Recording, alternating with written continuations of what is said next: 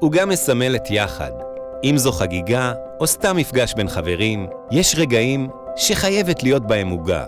בישראל חיים כ500,000 קשישים, מחצית מהם מרגישים בדידות. עמותת עוגה בהפתעה מחברת בין מתנדבים לקשישים בודדים, למפגש מרגש שמעלה חיוך וממלא בשמחה. בחגים הקרובים לא נשאיר אף קשיש לבד.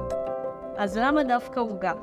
האמת שזה קרה פשוט בספונטניות. התחלתי לחלק אוכל חם לקשישים בעיר שלי, ותוך כדי שחילקתי את האוכל החם, הבחנתי שקשישים רוצים לפתח אינטראקציה, אבל מאוד מאוד מתביישים וסוגרים ישר את הדלת.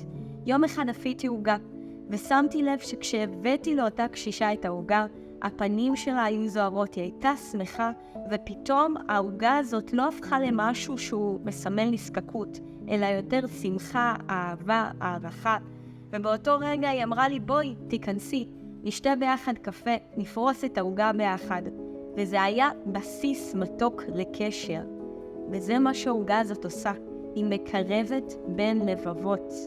והעוגה, חברים, היא האמצעי ליצירת הקשר. אבל כל כך פשוט להכין עוגה, אז למה שלא נכין עוגה ביחד ונלך לבקר קשישים? הרי לכולם כמעט בבית יש קמח, סוכר, ביצים, קקאו. אז תחשבו שבתוך העוגה הזאת, בתוך הקערה שאתם מכינים בה, אתם שמים את הקמח, את הביצים, את הלב שלכם בפנים, ובסוף הולכים לשמח קשיש, לראות בעיניים שלכם את השמחה, ואת מה שאתם הכנתם ממלא לו את הלב. אנחנו צריכים את כולכם. לתרומות ולתמיכה, חפשו בגוגל, עוגה בהפתעה.